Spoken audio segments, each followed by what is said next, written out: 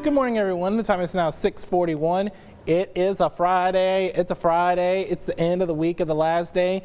And it may be starting off a bit on that gloomy side with the temperatures at around 77 degrees and the mostly cloudy skies, but that's because we have that humidity in place. The dew point's at around 76. So that tells you the air is almost completely saturated. When you have the air completely saturated, especially during the morning time during the summer, that's when we start off with a lot of those clouds. But those clouds, we expect to break it up as those temperatures do increase during the course of the afternoon. And we're in mid to upper 70s across much of central Texas, so the cloud cover definitely still is going to be hanging around because the dew points are around the same temperature as the actual temperature. So as a result of that, by the time we get to the afternoon, we do expect to see more in the way of sunshine, and that's because we have high pressure pretty much building in place, and the frontal boundary is well off to our north.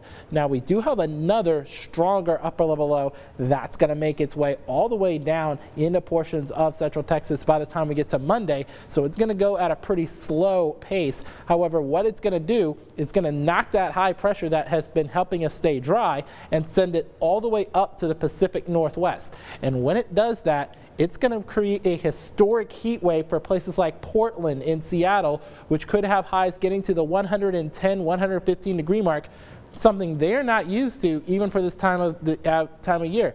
It's almost as if Texas is saying to the Pacific Northwest, hey look Portland, hey look Seattle, you want some of our heat? Here you go. And they're going to get quite a bit of it, indeed, some historic heat for the Pacific Northwest on the way for this weekend and early next week as well. But while that's going on, that upper level low is going to make its way into portions of the Texas Panhandle. And when it does that, an accompanying frontal boundary will begin to stall out and slow down.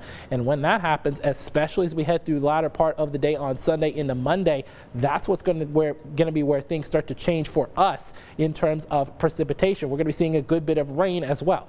But highs today, we're going to get to those mid-90s at around 95 for a high at around 4 o'clock. But then temperatures are going to drop only to those upper 70s by the time we get to midnight. So really nice night to get on out. Maybe wear a nice little short sleeve t-shirt or a tank top if you've got that. You're going to be looking really nice if you're pulling up to the club on this Friday night. As a result of all of this, I'm going to give it a 9 on the joining meter for today. More specifically a 9.2 because that humidity is still going to be in place and we're going to see a few more clouds than we were yesterday. But there is that possibility of getting to the upper 90s again if we do see more sunshine. Now those temperatures do take a tumble as that upper level low makes its way into central Texas, and that cloud cover has an effect on that radiational heating. And we also have those air masses clashing together like those wrestlers that Zach and Jim were just talking about, and that's where we get that thunderstorm activity on Monday and Tuesday because we have that instability, that vorticity in the atmosphere before we dry out for the latter portion of next week. And we will have more Texas Today coming up, including Director's Chair, right after this break.